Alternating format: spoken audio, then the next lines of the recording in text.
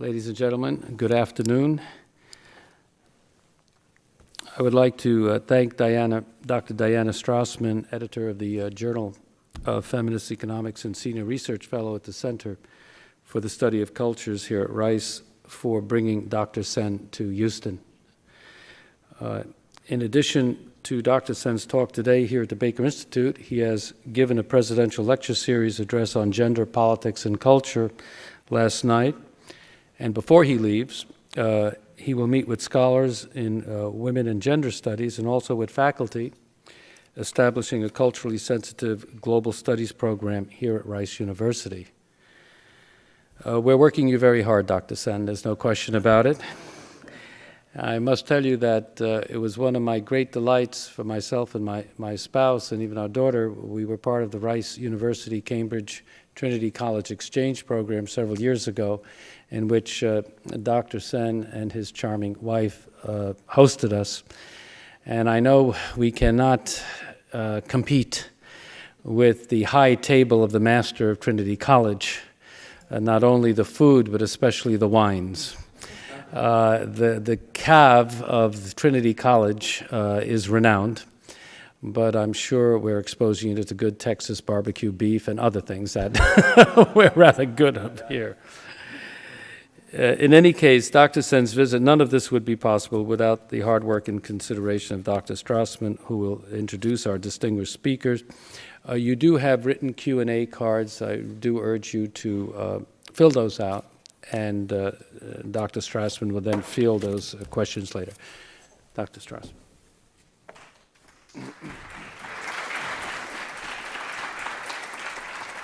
Thank you.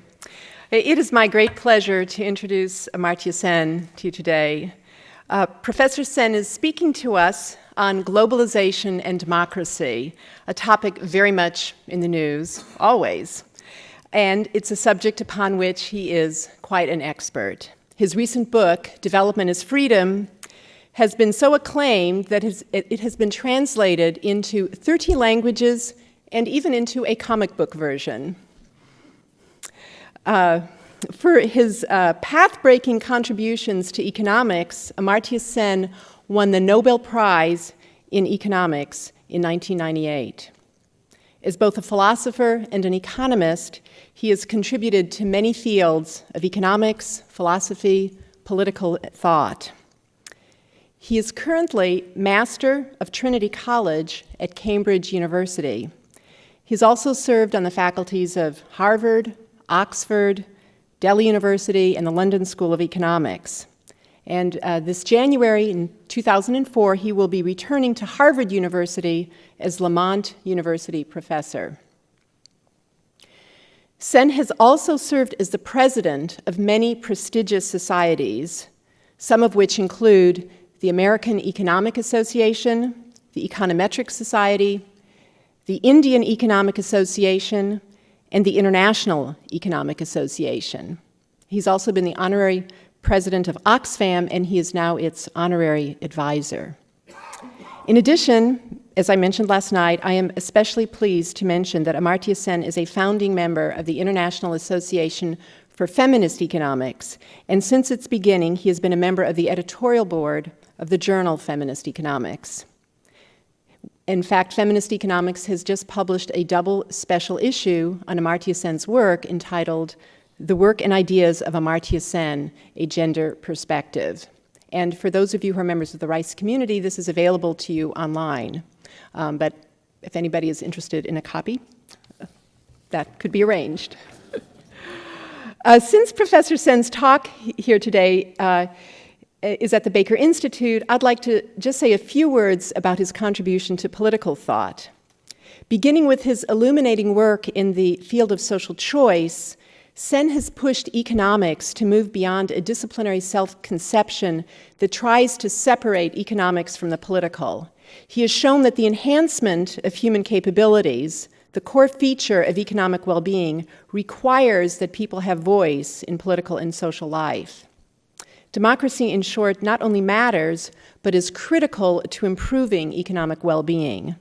Further, he has pointed out that efforts by economists to derive policy simply from utility-based models, ones that give a central role to people's preferences, are limited as bases for judgment or action, and are not an adequate basis for discussions of social welfare, standard of livings, or economic policy.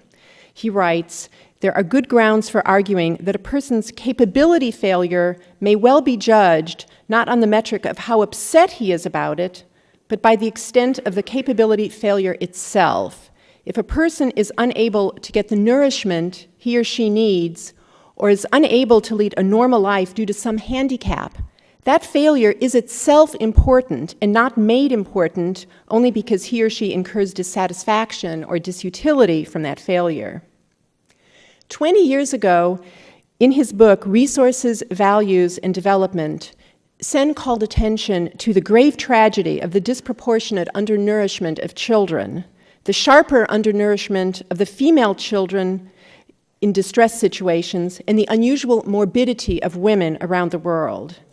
Sen's famous point about the success of democracies in preventing visible failures like famines is well known.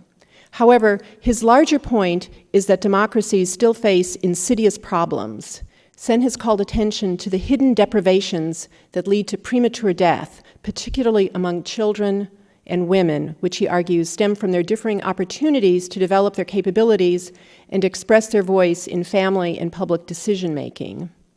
These include such deprivations as undernourishment, isolated starvation, and gender inequality, which can persist perniciously even in countries that have democratic voting systems. Inadequate democratic practices occur not just in the developing world, but also in mature Western democracies, such as the US, where African Americans have substantially higher mortality rates than European Americans. Sen argues that addressing these problems requires enhancing democratic practices in all facets of political and social life, and he is focused from the beginning on the crucial importance of reasoned debate as an essential underpinning to democracy.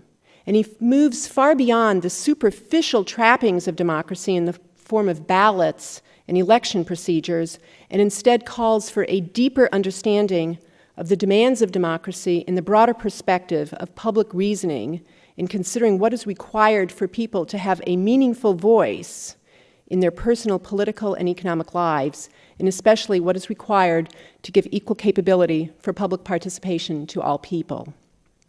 Please join me in welcoming Amartya Sen.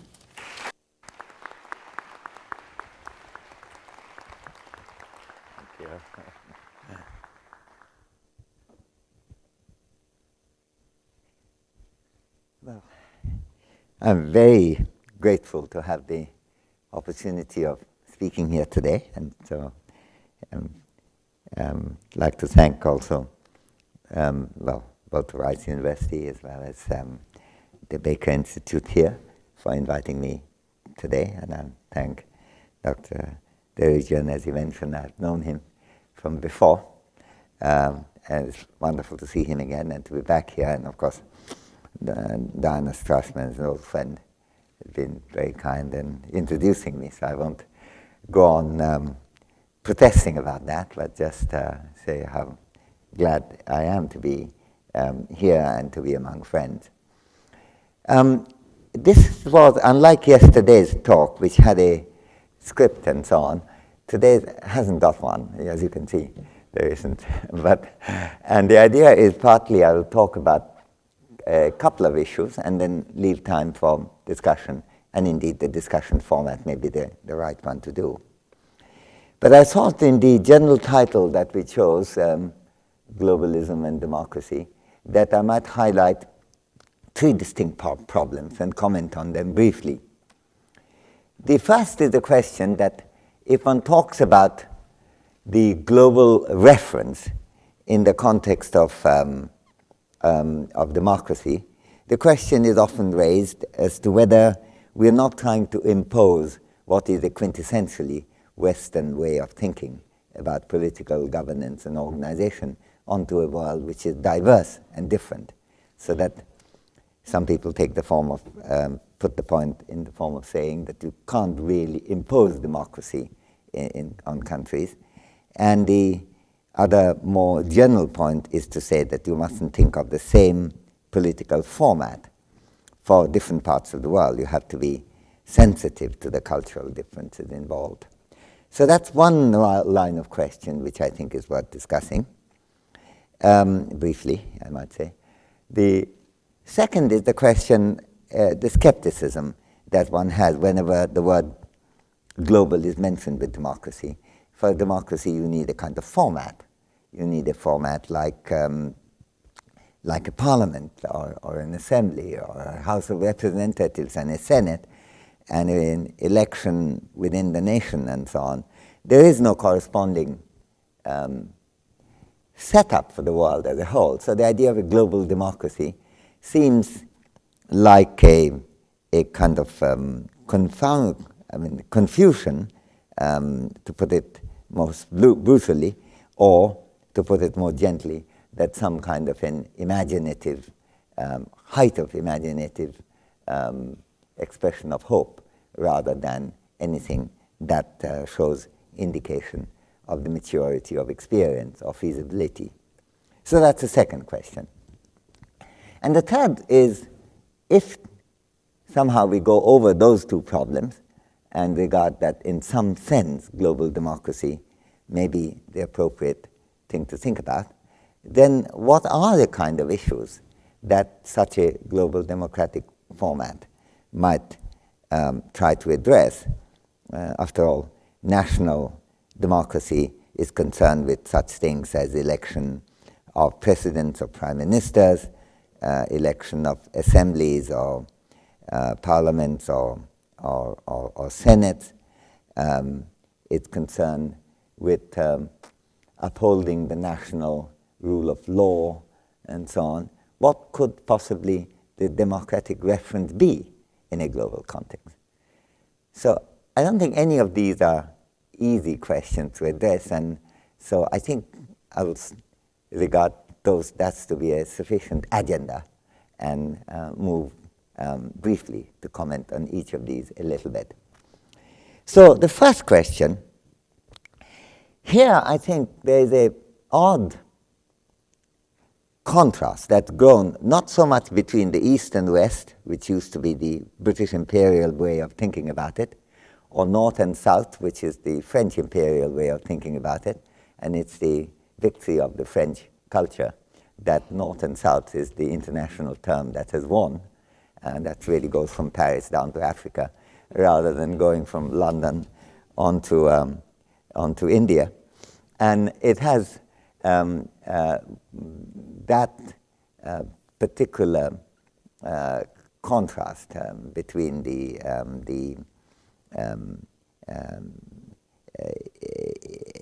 imperial or the classical Western democratic metropolitan structure compared with the global colonial periphery or formal colonial periphery. There is a contrast there. But I don't want to begin with that contrast. I want to begin with a different contrast. It's a contrast between theory and practice, which is extraordinary, I think, in the contemporary politics today. If you look at the literature on political philosophy, you find one way of understanding democracy, which is increasingly common. And if you look at political discussion, especially the particular question that I posed about whether to impose democracy in the world, there is another way that the whole thing comes through. The latter takes the form of regarding democracy mainly as free elections, democratic parliament, opposition parties, regularity of supervised elections with making sure that there is no cheating and so forth. The focus is on that, and globally that's the kind of model that one is looking for if one is looking for the possible application of democracy in the rest of the world. This idea comes through in many different ways, but it's mostly people who are, I might describe as theorists of global politics, tend to emphasize it most. most sharply. It comes through, for example, in the writing of Samuel Huntington, then where basically, as he says, and in his recent book, his student Farid Zakaria quotes saying, as Huntington has pointed out, democracy is really about elections and winning those things, winning elections and making sure the elections are fair. That's all there is. And naturally, the ancestry of that is traced to 5th century Athens, the Greek heritage. That's where the voting, etc., began. And you can see that that appeared to be a kind of Western long-term thing, going back all the way 2,500 years. And contemporary European, North American history, and to some extent South American too, indicates the possibility of a Western understanding of democracy, which would be difficult to match in the history of Africa or Asia in that context. Now, that's one way of looking at it. I think there's an internal contradiction even in this, in seeing this as a Western, basically a Western idea, but I'll come to that in a minute.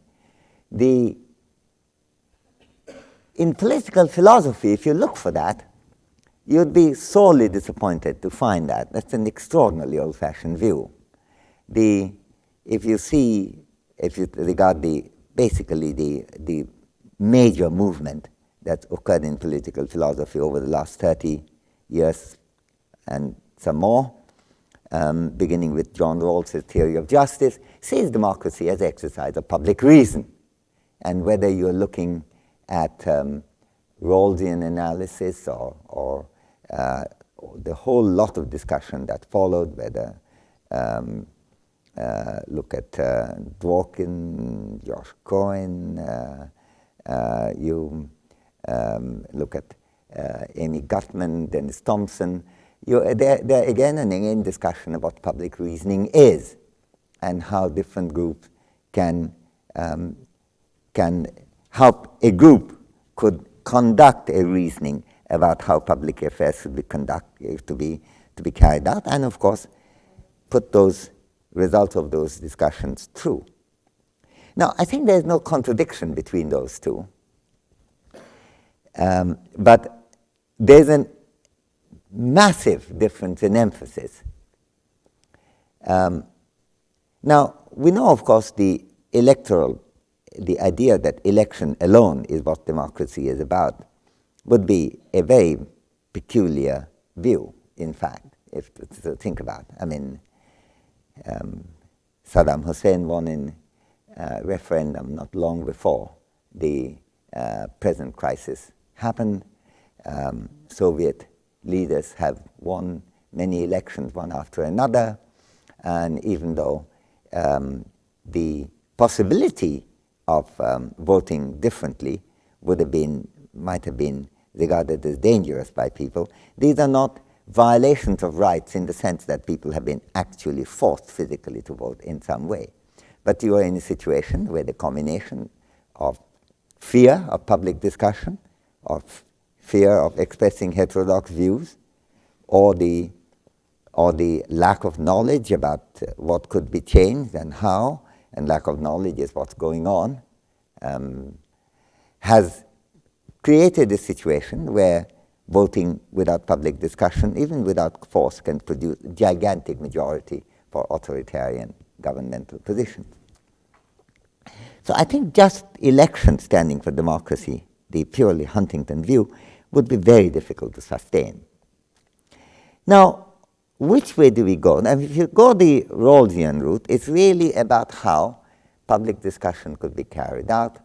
That, of course, requires protection of minority rights, is protection, freedom of speech, freedom of assembly, freedom of expression in different forms, and also, along with it, obviously, free elections and making sure that the election results stick. That it's a whole package that you have to look together.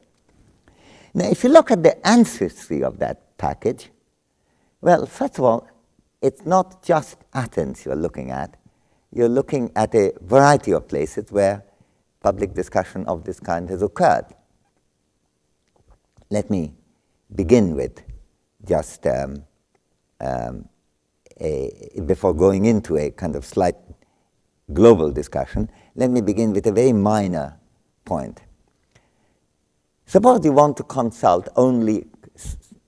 suppose you want to construct a model of democracy which indubitably, I'm assuming for the purpose of argument, arose in Athens of 5th century BC and nowhere else. Now, how Western is that? It's a very peculiar thing. The people that the Greeks of that period liked chatting with were Egyptians, Iranians, Indians. In fact, Aryans. I had a quote from, actually, maybe I had an old paper which in this. There was a quote which is actually about democracy. This is Alexander encountering some Jain philosophers in India, where he asked them how come they're paying so little attention to the conqueror who was amidst them. To which one of the Jain philosophers replies, and I quote that, saying, "King Alexander, every man can possess only so much of the earth's surface as this we are standing on. You are but human like the rest of us, save that you're always busy and up to no good, traveling so many miles from home, a nuisance to yourselves and to others. You will soon be dead, and then you will own just as much of the earth as will suffice to bury you." Alexander, Aryan reports, expressed tremendous admiration for that thought in the same way as he had greeted Diogenes as asking him to not obscure the sun. But Aryan also reports he continues to behave in exactly the same way as if he had never heard that conversation anyway. But the fact of the matter is that the issues about control, governance, who should be powerful or not, were things that were constantly discussed by the Greeks, along with what are not regarded past of Western civilization. But when it comes to inheritance of that Greek tradition, it's regarded as European. So Goths and Visigoths are part of that tradition, even though none of the Greek intellectuals showed much interest in talking with the ancient Goths on the subject of democracy. Because why? I think it's ultimately a racist view. Since they're all European, they're part of the inheritors of the Greek tradition, which is absolutely extraordinary, because that is doing intellectual history on racial grounds rather than on grounds of conversation and interchange. As it happened, even in terms of practice of democracy, the 5th century Athenian example were very powerful in the East, much more so than in the West. In fact, leaving out Roman influence, which came a bit later, beyond that, there's no European emulation of the democratic procedure.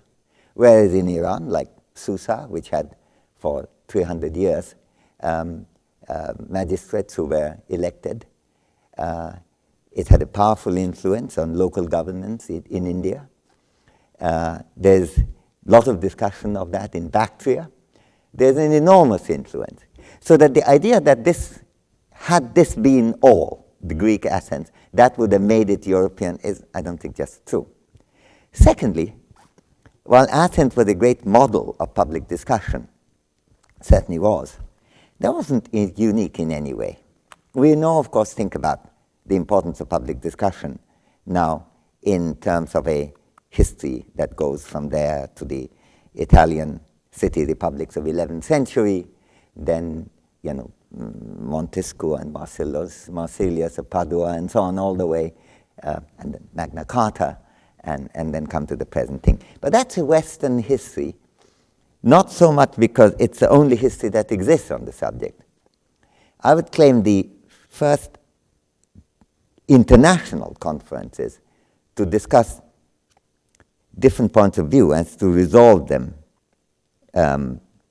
by discussion actually were introduced by the Buddhists in the 3 Buddhist councils that took place. The first took place in the 6th century BC, just after Buddha's death, These were the three: first Buddhist council, second Buddhist council, and the third Buddhist council. The third was the largest, that was held in 3rd century BC, Pataliputra, the capital of the great Buddhist king of India, namely Ashoka. And there it's also related to Ashoka's, the inscriptions he was putting around the country, why it is extremely important in the public discussion to try to listen to the point of view of the others and have respect for others' point of view, whether or not you agree. Now, that's a kind of theorization of how to conduct public discussion, which is, as being 3rd century BC, pretty early and pretty concerned with that issue. And you can see the impact of that, along with Buddhism, wherever it went. In the 4th Buddhist conference, which took place in Kashmir, was 2nd century AD, discussed a very different issue. It discussed the issue of the new form of Buddhism that was coming in, the contrast between the Mahayana and the Hinayana. Again, a public discussion to resolve what should be done and resolutions at the end of it. You see the impact of it throughout the area in which Buddhism went. You see that in discussions in China, you see it in Japan. The history of democracy commemorates the fact that early 13th century Magna Carta was signed. In 604, 600 years before Magna Carta, the constitution of 18 articles in Japan, which was presented by Prince Sukui, in the middle comes the vital thing. No king should take a decision without consulting with the others, because it's not appropriate for a person alone to take a discussion, which is exactly the Magna Carta point that's being made, excepting the reference isn't to confine to a small number of landlords, which is what really Magna Carta is. I'm not going to read that out. There's a paper of mine which came out in the New Republic as a cover piece. It was in the first number in October, and you will see the references there, actually. Similarly, when it comes to public reasoning, nothing has done as much for it, perhaps, is printing and publications. It's interesting that every attempt at early printing were undertaken by Buddhist technologists in China, in Korea, in Japan. The first printed book in the world also reflects the nature of that receptive open culture. It was the first, there's doubt as to what the first printed book is. The first printed book which actually carries a date is 868 AD in China. There's claim that the Koreans had an earlier book published, but it's not known what exact dating is. But this carries a date, 868 AD. It's a translation, and in itself is quite significant. It's a translation of a Sanskrit document called Vajrachedika Prajna Paramita, which actually in school I read it, I might say, in Sanskrit, not in Chinese. It's about the nature of incomparable enlightenment. That's what it is about. It was translated in 401 AD by a man called Kumarajiva, who was half Turkish, half Indian. So it's a Sanskrit document translated by a half Turk, half Indian, printed by the Chinese in 868 AD. And what did the inscription say? The inscription gives the date, and then it proceeds to say, printed for universal free distribution. Now, it's actually remarkable that that's the commitment which it's done. It first says, Reverend, I'm printing it, says this Buddhist technologist, I'm printing it in memory of my parents and my admiration for them, and I'm doing it for free public distribution. Now, I think the idea that democracy is somehow quintessentially a Western idea, I think is a real flight of imagination. It is a global heritage, and it comes in all kinds of ways. In my paper, in the New Republic, you'll see actually I begin with Nelson Mandela mentioning why his understanding of democracy was by observing how in the Regent House, in his local governance how the discussion proceeded. These are not democracy in the full-fledged sense that we have today in the United States or Britain or France or Germany, or for that matter, India. But that form of democracy doesn't emerge until only a couple of hundred years ago. That is, if you look for democratic practice in the world, you look for practice in city-states, like in Italian republics and so on.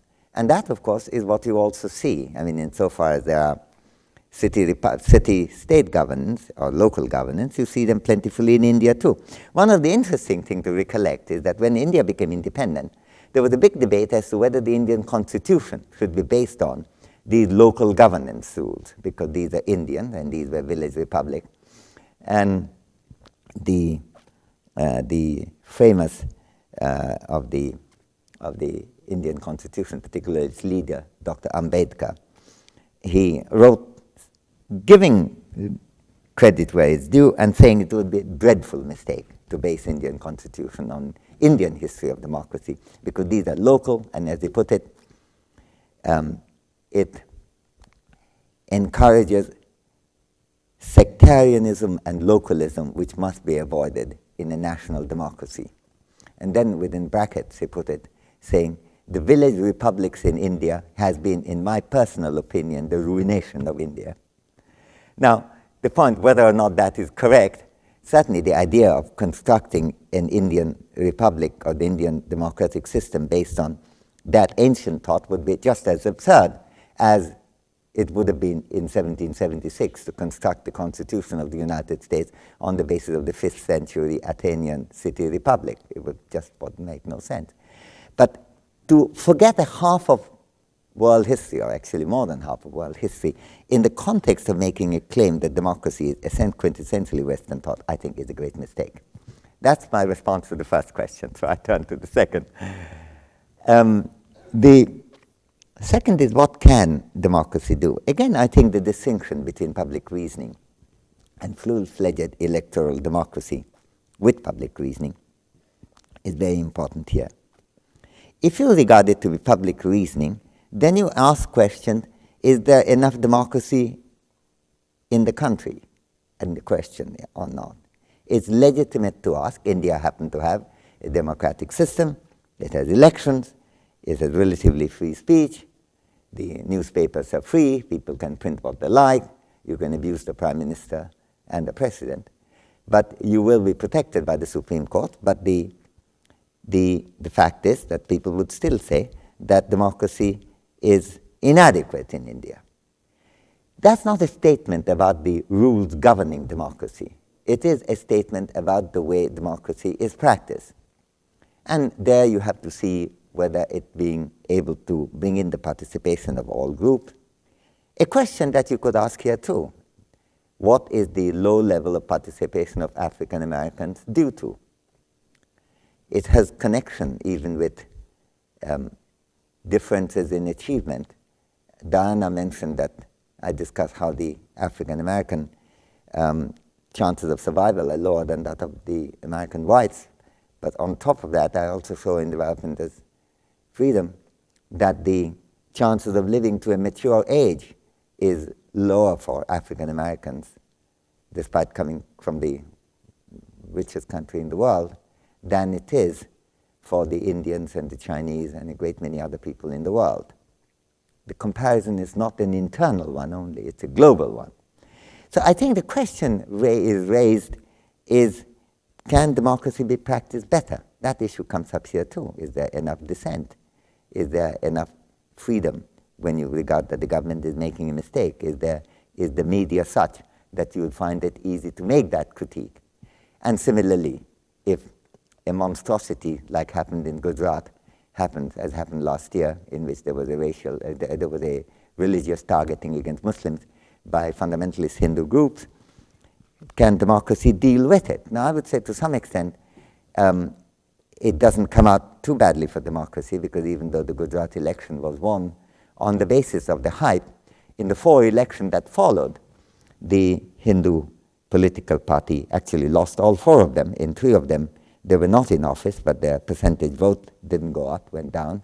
And in one, they were in office in Himachal Pradesh, and they were basically routed in the sense that they ended up, despite having a big majority earlier, they ended having 16 seats as opposed to Congress's 40. Now, I would regard that to be a sign that democracy is working. But how come they won the Gujarat election initially? So you can ask questions which are of a sophisticated kind. How can it be improved? If democracy is a matter of more and less, I think there's a similar issue globally. We know that democracy in the world is very imperfect. At best, you operate through, what do you operate through? You operate through the United Nations. Well, there's first of all the inequality of the Security Council having special power and permanent members having special role in the Security Council. There is the limitation that the type of items you can consider are quite limited. There are rules governing, and if you happen to flout the United Nations resolution, there may be nothing that the United Nations can do in retaliation. It doesn't have any kind of executive power on its own. Plus, being continually financially broke is not in a position to do very much anyway. However, it also brings a good deal of public discussion to the attention of the world because people pay attention as to what's happening. There were times when people were glued to the Security Council in a way that is hard to imagine for decades, actually. Very recently, over last winter, about this time of the year, and then through the spring. Then there is public reasoning in the form of global newspapers, whether you are talking about the New York Times, the Herald Tribune, which is now, I think, the first truly global paper.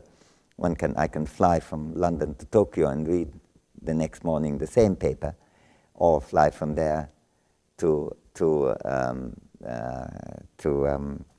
Alaska and read again the same paper. There's a kind of global public forum where there are different points of view, discussions, and you have the web, the internet, and an enormous feature of public discussion, so that if the question arises, so one of the questions would have been, for example, since there was division in Europe between those who thought that the alliance and those who were part of the alliance and those who were not, are there differences in public opinion in the countries in which the members of the alliance were involved, and in the countries of the alliance, and countries which were not part of the alliance? Well, again, we know enough of that answer on the basis of polls and public discussion thereof, that despite the fact that Britain, Spain, and Italy were in coalition, that France, Germany, Scandinavia were not, the percentage of disaffection with the alliance position was no less in Britain and in Italy and Spain than it was in France and Germany. So that, in a sense, there was a kind of European perspective. I'm not discussing the issue whether it was the right perspective or not. It's just that in terms of public voting, there were a truly a kind of general consensus view in Europe, which actually happened to differ from divided, but still a consensus, something of a consensus in the opposite direction in the United States.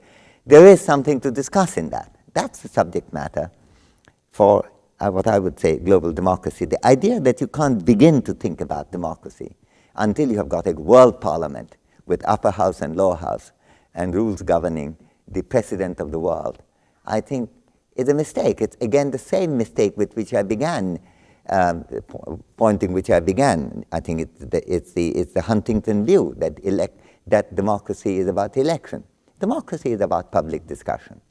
Public discussion in the world is extraordinarily limited, and yet it's not absent. It's extraordinarily ineffective, and yet it's not entirely ineffective. It's a question of how we can enhance and expand the domain of what comes under the scrutiny of public discussion and make it more effective. That's what I think what global democracy is about. And to put it in terms of global governance is just to confound the issue. And the confusion doesn't start with institution. It starts with a misunderstanding about the nature of democracy itself. So that's my response to the second. Now the third. What should it discuss?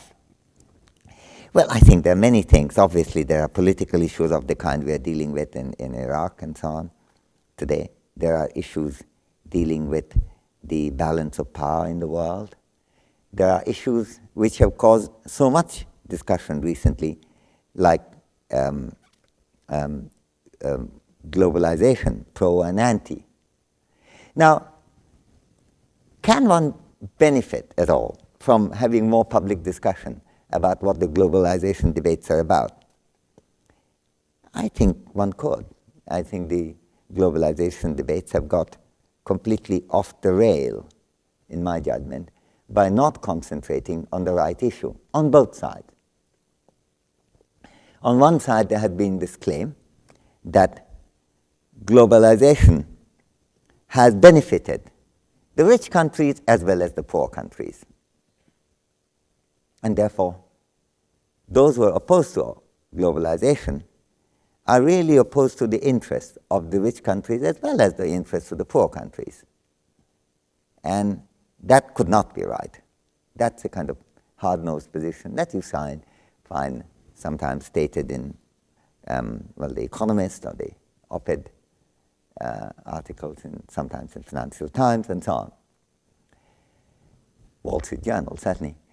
The other argument on the other side saying that's not the case. Poor are getting poorer and rich got richer.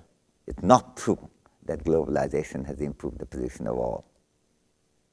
Now, I'm as uncertain as the next person about how to determine whether a country has benefited or not, because there are many criteria.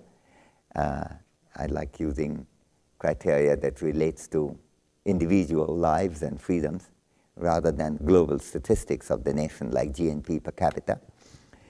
But taking the rough with the smooth, I would argue that the premise of the first position is correct and the reasoning is mistaken. That follows from it. Therefore, the implication is not right. That is, by and large, I think there are some countries which have actually lost, not many, some have. By and large, the presence of global trade had improved the position of nearly all countries. What does it tell us? Now, we were discussing today at a lunch seminar something, and I drew a diagram which I thought, this microphone is moving with me, isn't it? That is the case? I'm still audible. Okay. Now, the picture, as I say, this is a very impressionistic picture, something like this. Suppose these are the poor countries in the world, and these are the rich countries in the world. And suppose in the absence of any trade at all, left to themselves, the rich, they will be in a position like that. That's a kind of status quo position that would have happened if somehow all trade was suspended. It's very difficult to think that. But you have to think that other than very essential trade, basically all the expansion of trade that has, the right way of putting the question, the big expansion of trade that began in the 60s, beginning of 60s to today, had this not occurred, what would have happened? Now, roughly, let's imagine the rich countries will be somewhere there with that much, and the poor countries will be somewhere there with this much. These are individual per capita representation, let's imagine. Now, because of trade, you could, if you were to go anywhere, if you went in this direction, then rich countries' fortunes would be hit badly, the poor countries will benefit. If you went this direction, poor countries would lose and rich countries would gain. But within that whole region, both the rich and the poor will gain. Now, supposing economic analysis makes you think that there are any of these any of the positions contained in that region is achievable. Because trade is immensely productive. Adam Smith was right on that. So was David Ricardo. And no matter how one constructs peculiar cases, the fact is global trade is a massively enriching experience. And not a recent one, too. I mean, if you look through the history, the world for 2,000 or 3,000 years, trade has been doing a lot to expand that. Now, the problem, however, is that we have ended in a situation of this kind. Supposing this was X where we were, and now we are in a point Y. Now, what can you say? The rich are better off. They have gone from this level to that level, big jump. And the poor are better off too. They have gone from here to there. So the argument is that there is gain for both sides. But is that the end of the debate? I would say that's the beginning of the debate. The next question is, could you have gone this direction? Because the more you come down this line, the better and better it is from poor's point of view, and the rich, and the worse and worse it is relatively from the rich country's point of view, even though it's better than no trade at all. So the real equity of globalization issue is a question of to what extent you can move in this direction. So that by pointing out that the rich are better off and so are the poor, therefore there's nothing to discuss, it's just the wrong thing. It's just the beginning of the discussion, because there are alternative positions. This, by the way, not in the context of trade, but in a different context, was first presented. It used to be easy to describe this as earlier on when I gave lectures, say 10 years ago. I could say, especially to a non-economist audience, saying there is an obscure game theorist of whom you have never heard, undoubtedly, called John Nash, who presented in 1951. Now, my friend Sylvia NASA and Hollywood have made that statement impossible now, but this was one of the two major papers cited. Indeed, this was his first paper, and this is what got him into economics from mathematics. That was the subject of that. He called it the bargaining problem. And in the feminist literature, by the way, it's figured, including I have written a paper called Gender and Cooperative Conflict, and there's a similar situation. It's a similar situation to not that a family, living in a family makes the position of women worse off than they would be without a family, but the question is, within the family, is the wife getting a fair deal compared with the husband? Now, to say, those who take the view saying, okay, you say that globalization is not benefiting everyone, why didn't you go off globalization, no further trade? How would you like that? And what's the corresponding thing for the family? The family would be to say, if you think that the division of chores and benefits of the family are unfair, then why don't you women live without the family, live on your own as single women? Now, we would regard that as an altogether stupid, inane answer, because that's not what the debate is about. The debate is about the division of chores and benefit. And exactly the same thing is true of global trade. It isn't about having no trade. It's having a situation where the terms of trade are more favorable, where primary goods don't have the kind of problem that they have recently had, where the cost of patented medicine, which is vitally needed for patients in Africa, are difficult to deliver because of royalties, which actually don't benefit the drug companies either, because non-sold commodities don't bring in any royalties. It's the lack of interest in the nature of the justice of the distribution.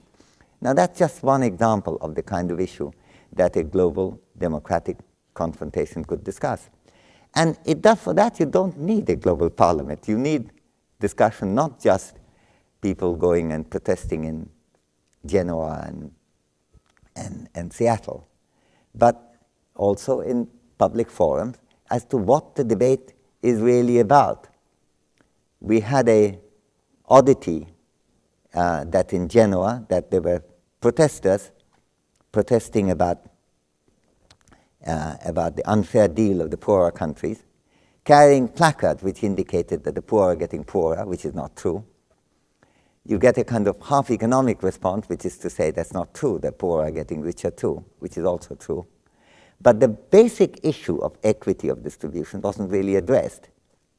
And I must say, if you want to go into more detail, since I'm also concerned with war and peace, the fact that 85% of the armament in the world, which has a major role to play in wars that have made development so difficult in Africa, and some other parts too, but primarily Africa, the fact that 85% of the world armament are exported by the 5 permanent members of the Security Council also indicates what the limitation of the Security Council as a forum is for a proper discussion of how globally we might deal with the issue of armament.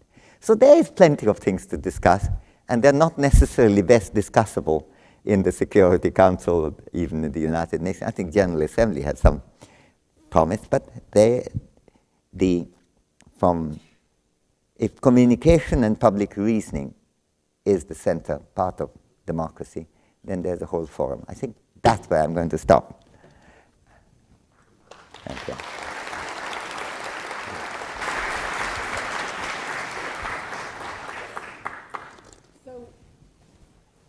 We have a large number of questions. But they can't obviously relate to what I said just now. No? Well, I take it because they hadn't heard. It would be amazing if they guessed that. But, do I stand here? Okay, thank you. So if you give long answers, you will answer just a few, and if you give short answers, you could answer more. Should I try to relate it to what I've done or not? No. I think that some of these questions you may have already addressed a bit, so Okay. I've tried to come up with some that perhaps you might be able to. Yeah. Here's one to begin with. You want me to read it? Yeah, okay. Or would you like Why me don't you read it? Everyone should read it. Okay, I'm sorry, yeah. I'm not familiar with this Yeah. procedure here. Is this the Baker Institute style? I learned something every day. Yes, Chatham House. I think of it as Chatham House, yes. Okay, well, this first question is, what institutions, systems, or practices exist or need to be created to facilitate deliberative discussion or public reasoning? That's an excellent question. It's so excellent that I've tried to address it. Indeed, and that is Yes, okay. because the point is that it's a question partly, particularly in the global context. Is the context global there, or what does it say? And the question continues to ask about Benjamin Barber's recommendations. Oh, I see. Okay. And there's a related question about, if I am not deviating from the protocol here, what are some characteristics of Eastern Southern democracy from which the West-North could benefit? Eastern and Southern. Yes. I see. These are geographical terms or political terms. East, I mean, in the sense, is it poorer countries? Who is the author of the question? Political? Yeah, that's what I thought. Yeah. Okay. Well, I think I see from the second, and I haven't heard Benjamin Barber's thing, but leaving that out. I mean, they're both interests in national and global. I think the main issue is, of course, I think what is needed for democracy most, in my judgment, is a combination of institutions that give you the opportunity to discuss, contradict fearlessly without being either locked up in jail or without being so badly looked upon by others as being unpatriotic that you're afraid to speak up. That is, I think, culture of conformism is a very bad influence on democracy. My lecture yesterday was primarily about that. And so you need an institution and you need a democratic culture, which I think is a question of cultivation. It's not a question of 0 or 1. It's a question of how to expand, how to improve. And I think if you want example, I can give some examples even within European contrast or European American contrast. But that's the general issue. But as far as the learning from the East and the South, I don't know that there are, it's difficult really, because I think that's too regional a question for me. If democracy really has, as I claim, a global history, then you don't really pre-classify it. And I don't know, the classification East and West, and it seems to me so odd anyway, as you would recollect. Just a few minutes ago, I was putting the Greeks and the Indians on the same side, and not the same side as the Goths and the Visigoths, who may be the ancestors of modern Germany, but nevertheless, they're not necessarily the inheritors of 5th century BC Athens. So I'm not sure that I will take that regional perspective as to what to learn. There's a lot to learn from each other's practice. And I think the answer would tend to become more detailed at this point if I were to try to really address that issue. I am trying to do a book on democracy, so wait for 3 or 4 years. I'm a very slow worker. It takes a long time for me to do things. Shall I go to the next?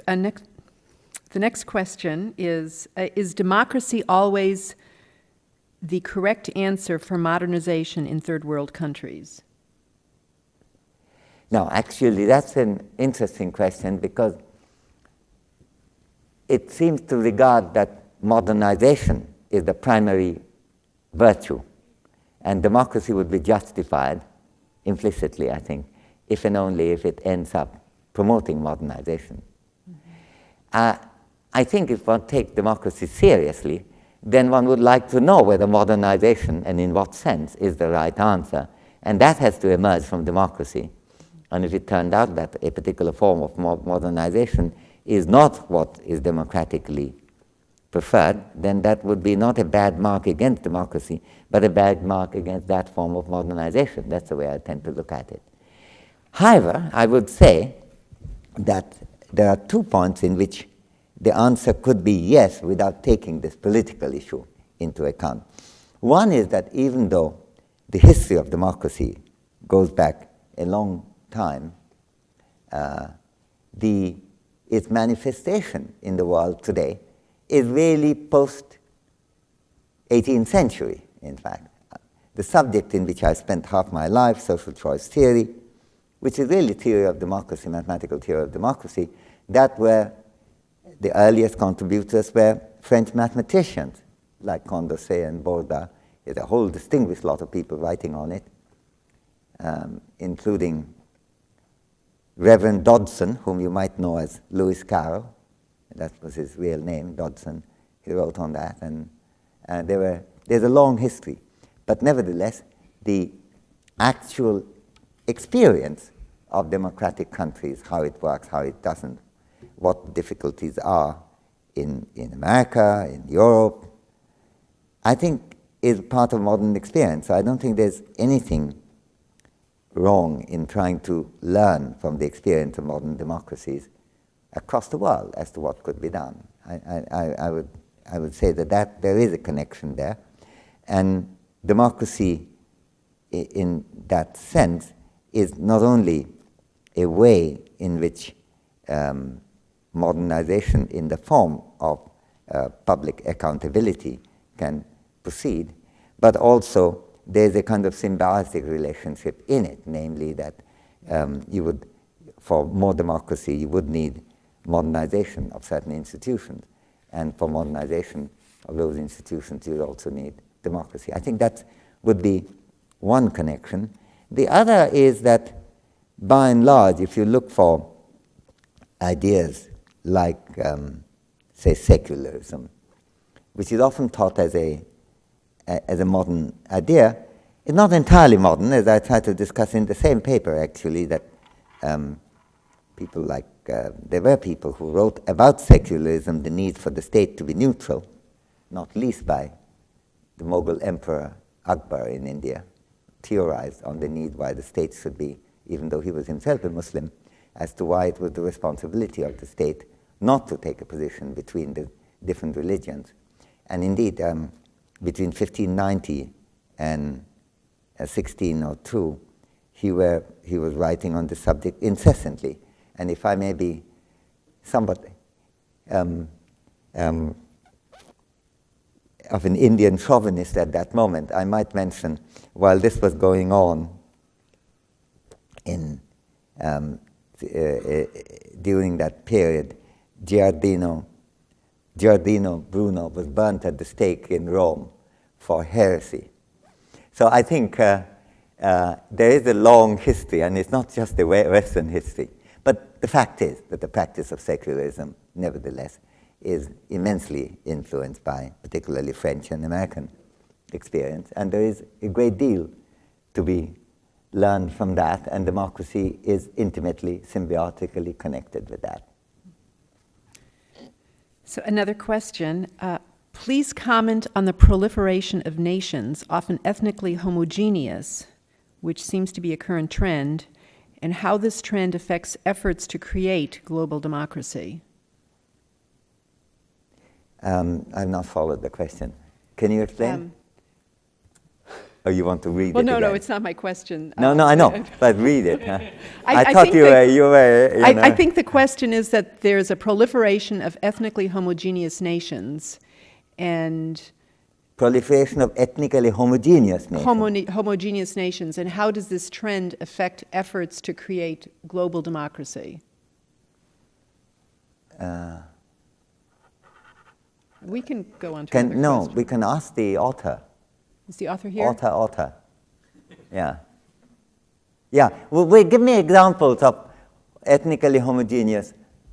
Example would be Yugoslavia. Breaking. I was wondering whether you thought of that. Or Indonesia with East Timor trend there. And I'm sure there are other examples about the world.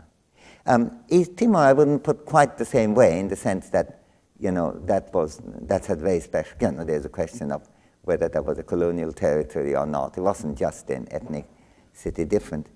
I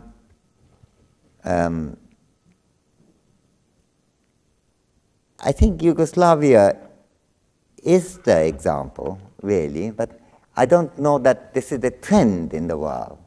I mean, I don't think Wales and Scotland have broken away yet, or Holland and, They would like, well, it's not clear.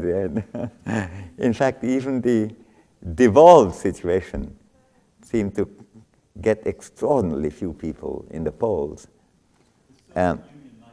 The Soviet Union's breakup would be another. Yes, but I don't think that's ethnical homogeneity, though. Increase in nations. Yes. I think there's breakup of, I would regard the Soviet breakup to a great extent as a breakup of an empire. And that's quite a different thing. But, the big countries which are ethnically very non-homogeneous, like my own, like India, or for that matter, Indonesia, or to some extent China, if you take the peripheries, haven't really gone in that direction. So I'm not sure what lessons to draw from those things. Yugoslavia was a construction of an important kind, in which the post-World War picture was, to a great extent, dominated by the fact that the big leader, namely Tito himself, came from Croatia, even though he was surviving on a basic Serbian support. And indeed, it was an alliance, if I understand it right, which came up during the resistance to the Nazi rule in the period in which the Croatian Communist Party, led by Tito, Croatian part of it, and the Serbians were very much comrades in arms. So again, and the Soviet Union similarly have a special history. It's a very deep question. It's something I would like to hear you on rather than me telling you something on that, because I can see from the question you have thought a lot more about it than I have. So I will make an appointment with you for chatting on that, if I may.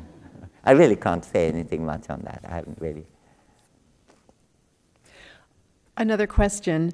Why have democracy thoughts been so slowly spread out while nationalism and socialism has spread out so quickly?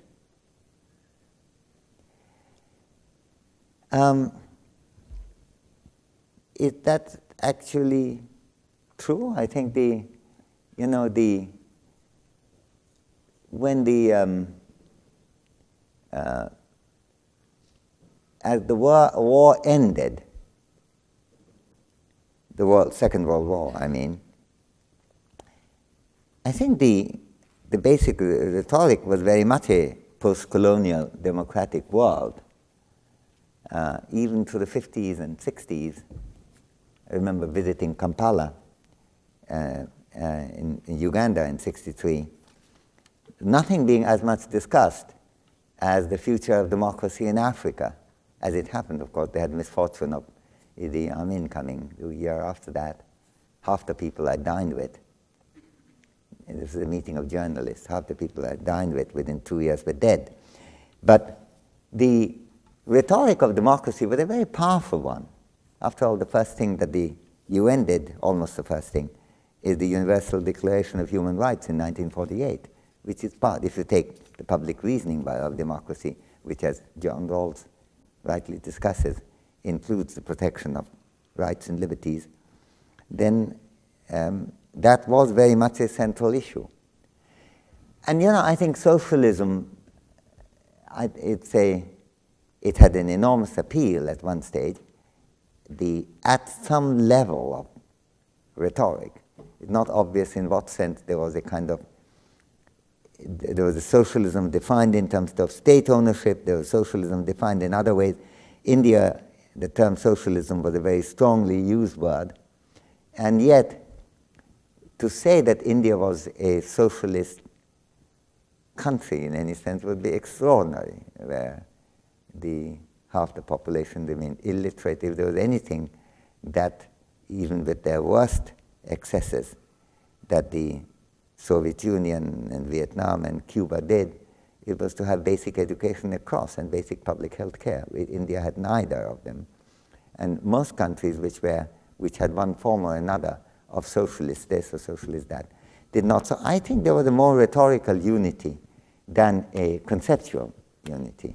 So I don't know. I'm now find myself having to ask, has democracy been more popular idea than socialism? I really don't know the answer. But if you find out, you can perhaps let me know on that. Whoever asked that question. You asked the question, yeah.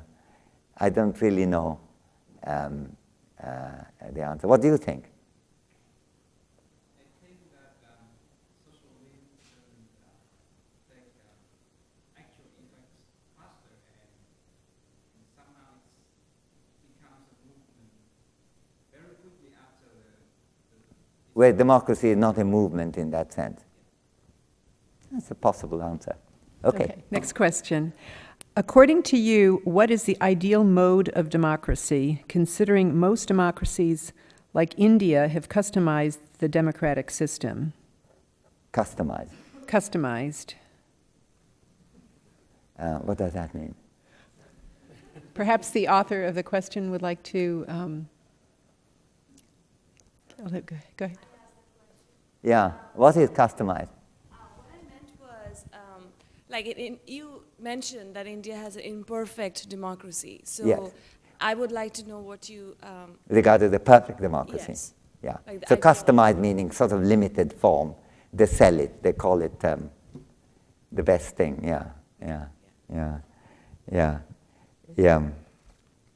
Indians are sometimes quite outspoken, that I had a friend, an English friend, who, when he went first to India, he was very impressed. He wrote me a letter saying that, I'm just taken by the respect for truth that you can find everywhere in India. And he had been only one evening there. He said he went to buy some candy for his children. And he went to the candy shop, and there were two glass jars. One said superior, and the other said inferior. And he said that level of candidness he had never encountered anyone. So I'm not so sure it's always so customized. But I'm very glad you asked the question, because I ought to answer it to say that there is no such thing as a perfect democracy. I think that's quite the wrong thing to look at. It's like looking for the maximum utility or the maximal freedom, which would be a great mistake. I think, and that doesn't mean that there's no comparison can be made. Comparison could be made. I think the basic ingredient, if I may put on my decision theoretic hat for a second, the basic ingredient in public policy or public judgment is the relation better than, or at least as good as. It's that comparison. Would it be better to do this? And some of them you could say, no, it would be neither better nor worse nor the same. We just can't compare. Incomplete orderings could be allowed. Democracy is that kind of comparison, in fact.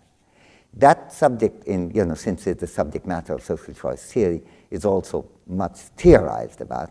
But amidst all that mathematical theory, there is, in fact, a strong kernel of truth that the sensible question is to say, would it be better to do this rather than worse?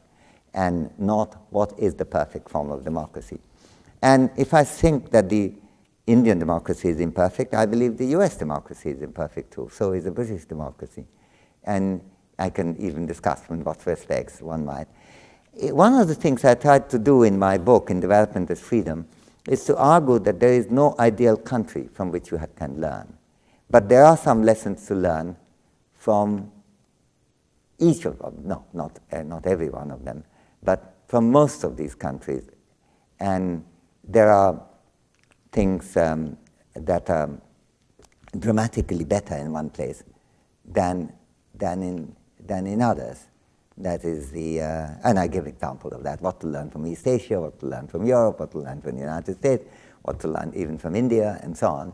And I think that's the direction to go. But if I were to say more, I will be repeating what I said earlier, namely, it's really the having the institutional setup right for both elections as well as freedom of speech and heterogeneity of views, and not having a culture of conformism coming either of fear or of regimentation, which prevents the expression of different points of view. Okay, here's a two-part question. I guess one of them relates a bit to what you spoke about last night. The first part is, do you feel that democratic institutions are less likely to survive in some cultures? And the second part is, can extended economic deprivation engender lack of trust in democratic institutions? Can you read the second again? Sure. Can extended economic deprivation engender lack of trust in democratic institutions? Both very good questions. Who is the questioner? Oh. Question without an author. Pardon? You point out? Oh, there's someone in the back? No, there could be someone sitting in the back that goes to hold the book. Oh, we are also there? Oh, okay. Well, then from a distance, let me greet you. But starting with the second question, indeed, I think persistent economic deprivation could make people very skeptical of democracy.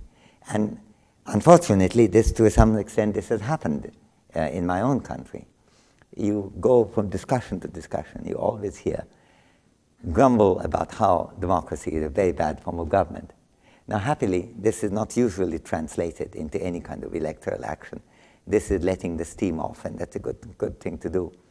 But in general, living in a situation in which you find inequalities persist would be very undermining of the confidence in democracy. But rightly so, because if a democracy is going to be better, I come back to the question that was being asked just now, the perfect democracy better or worse democracy question. I think it's one of the failures of democracy if gross economic inequality survives. By the way, the same visionary chair of the Constitution Assembly who drafted the Indian Constitution, Dr. B.R. Ambedkar, he had a marvelous section saying while I think I'm quoting from memory, saying we are introducing a schizophrenia in India now.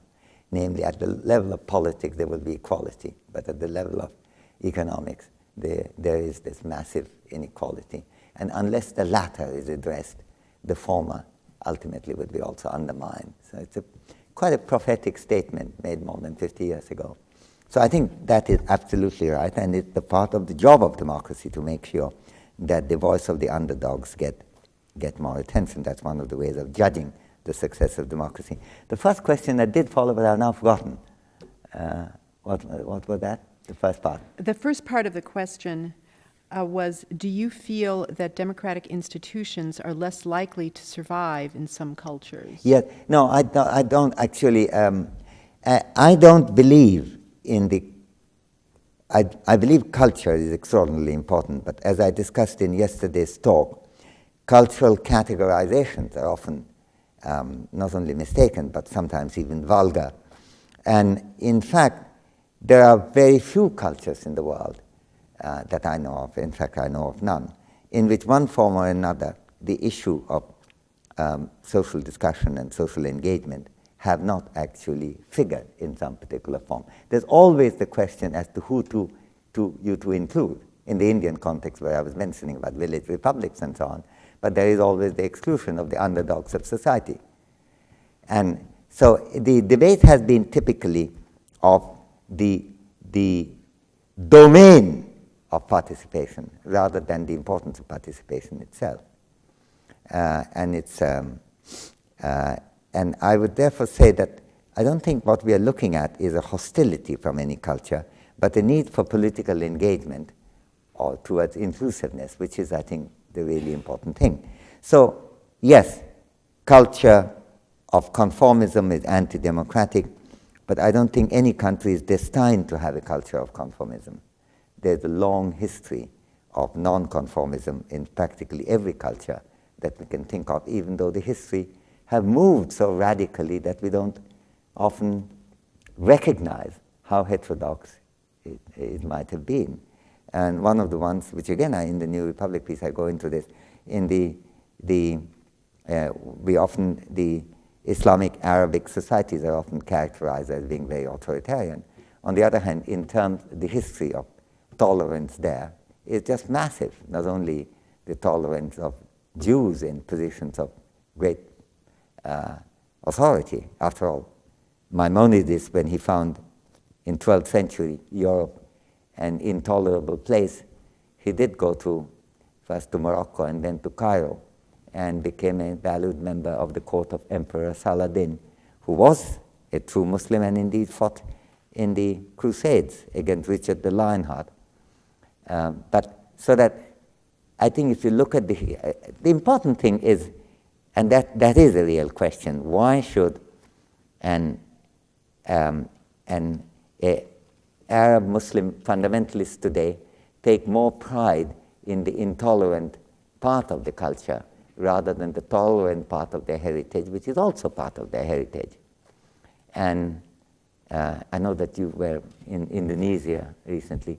There's a long history of tolerance, and a country which has had receptivity from everywhere, from indigenously, from China, from India, and from other Southeast Asian countries.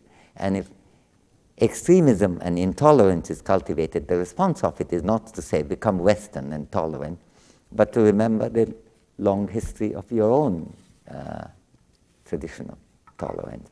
So I don't think culture is to be blamed. It's politics that one has to be careful about. And that was the theme of my yesterday's lecture. Yes, yes. Well, thank you very much. There are quite a few additional very good questions, and I will pass them on to you. But okay. Unfortunately, I understand that it is a part of the arrangement is that we end at 5:30, and so we won't give you any more to answer now, but perhaps you can read them and they will appear, the answers, in your future writings or books and so forth. Anyway, I don't know if you, anyway, but thank you very much. It's been a real privilege. Thank you.